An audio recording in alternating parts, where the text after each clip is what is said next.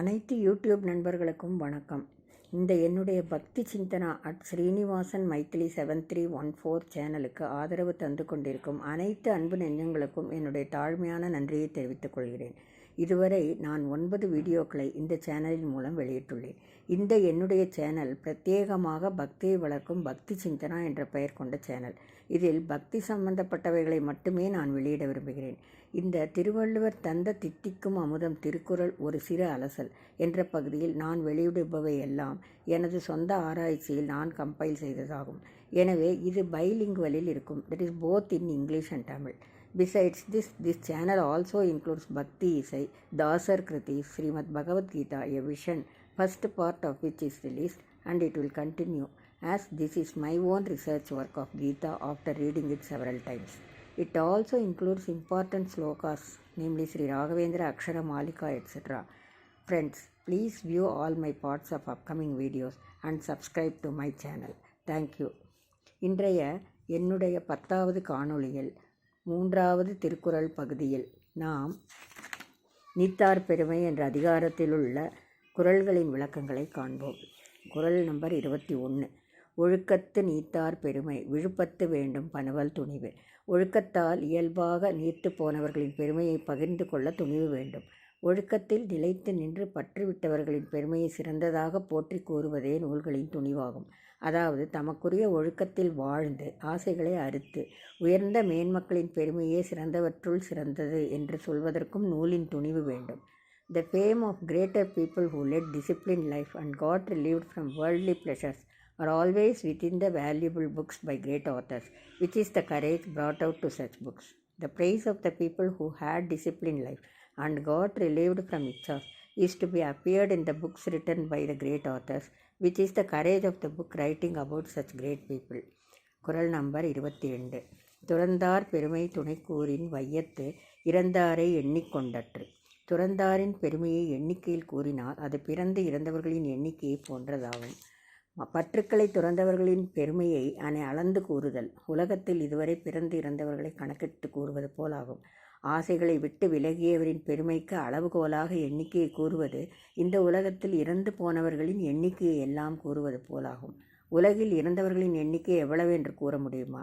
அதுபோலத்தான் உண்மையாகவே பற்றுக்களை துறந்த உத்தமர்களின் பெருமையையும் அளவிடவே முடியாது.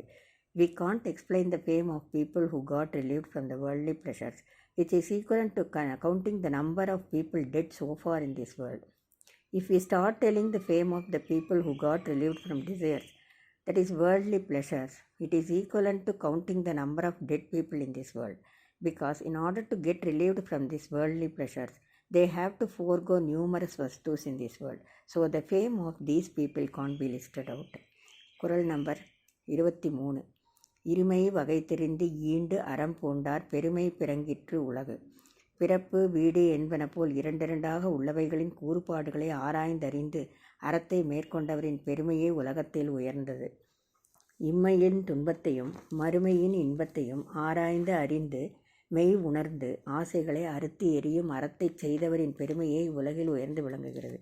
For one who knows the details about இருமை, that is இம்மை, present birth sorrows, and மறுமை, the next world's happiness with us, and led a life with aram, that is discipline, their பெருமை, that is fame, should be spread in this world. For those who know the இருமை, that is இம்மை and மறுமை, and lead a disciplined life, their பெருமை if spread in this world, the world will also follow them. குறள் number 24.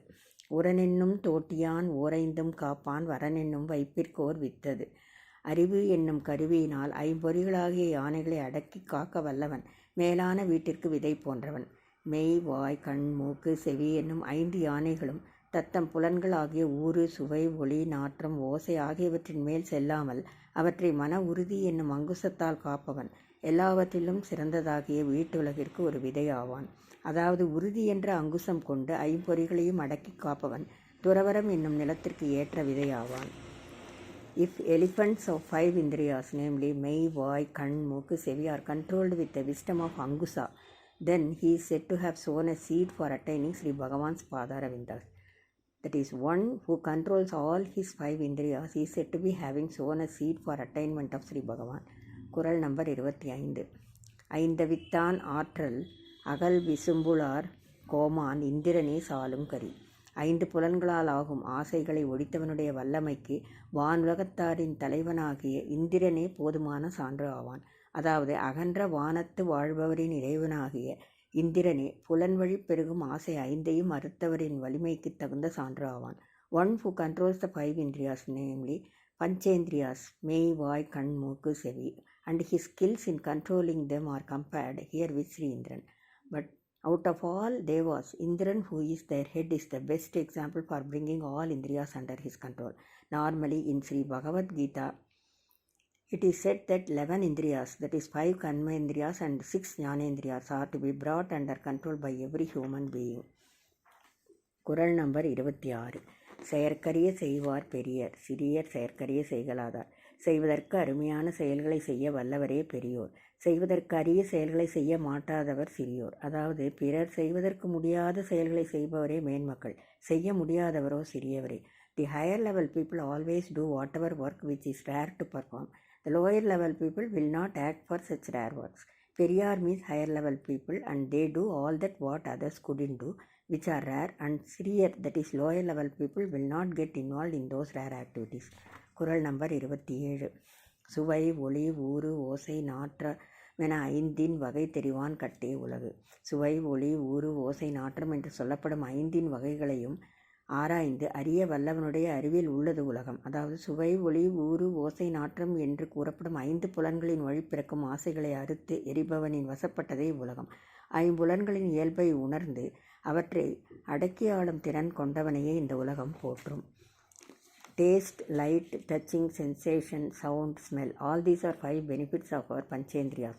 One who knows all these benefits and controls all his Panchendriyas, and also due to which neglects all desires arising out of it, is praised by this world. One who knows all these benefits from Panchendriyas and tries to control all desires emerging from it is praised by this world, and this entire world is under his feet. குறள் number 28. நிறைமொழி மாந்தர் பெருமை நிலத்து மறைமொழி காட்டிவிடும். பயன் நிறைந்த மொழிகளில் வல்ல சான்றோர்களின் பெருமையை உலகத்தில் அழியாமல் விளங்கும் அவர்களுடைய மறைமொழிகளே காட்டிவிடும். நிறைவான வாக்குப்பெருமை உடைய மேன்மக்களின் உயர்வை அவர்கள் இவ்வுலகில் சொன்ன மந்திர சொற்களை அடையாளம் காட்டிவிடும். சான்றோர்களின் பெருமையை இந்த உலகில் அழியாமல் நிலைத்து நிற்கும் அவர்களது அறவழி நூல்களே எடுத்துக்காட்டும். The பெருமை, that is bliss of those who are great people with their valuable advices, will be shown in this world by their books containing their valuable advices itself. For those who have offered Niraimozhi, that is good advices and information to people of this world on leading life, etc., the books written by them itself will show to people that they are greater. குறள் number 29.